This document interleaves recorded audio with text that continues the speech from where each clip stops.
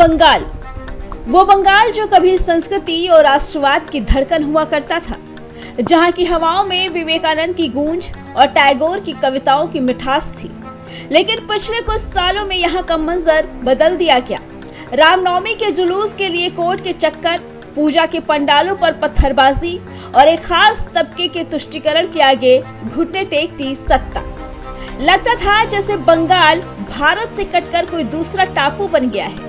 लेकिन अब बंगाल में नया सवेरा है, वो बदलाव जिसे देख कट्टरपंथियों के होश उड़ गए। पश्चिम बंगाल की सियासत में भूचाल आ चुका है।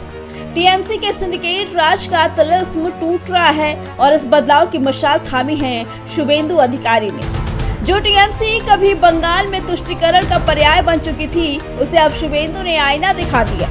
कोलकाता की सड़कों पर अब मुगल, पठान और ब्रिटिश आक्रांताओं के नाम मिटाए जा रहे हैं। विवाद शुरू हुआ पार्क सर्कस स्थित सोहरावर्दी एवेन्यू से। नाम बदलकर रखा गया गोपाल मुखर्जी रोड। विपक्ष तिलमिला गया क्योंकि हुसैन शहीद सोहरावर्दी वही शख्स था जिसे डायरेक्ट एक्शन डे का आह्वान किया गया था, जिसके बाद हजारों बेगुनाह हिंदुओं का नरसंहार हुआ। क्या ऐसे कसाई के नाम पर देश की सड़क होनी चाहिए? शुभेंदु अधिकारी ने साफ कर दिया, बिल्कुल नहीं। शुभेंदु अधिकारी का ये ऐलान किसी धमाके से कम नहीं है। उन्होंने विधानसभा के पटल पर गरजते हुए कहा, कोलकाता में अब मुगलिया पहचान नहीं चलेगी। ये सिर्फ एक सड़क का नाम नहीं बदला गया, ये उस मानसिकता को चुनौती दी गई जो भारत की सांस्कृतिक विरासत को मिटाने पर तुली थी। ध्यान रहे, यहाँ राष्ट्रवादी मुसलमानों का सम्मान है जैसे एपीजे अब्दुल कलाम, लेकिन आक्रांताओं का नामो निशान बर्दाश्त नहीं किया जाएगा। ये सीधे तौर पर योगी मॉडल का असर है। जैसे उत्तर प्रदेश में इलाहाबाद प्रयागराज बना, वैसे ही अब बंगाल में सांस्कृतिक राष्ट्रवाद की वापसी हो रही है।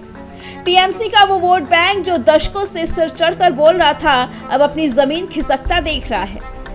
टीएमसी की हालत तो देखिए।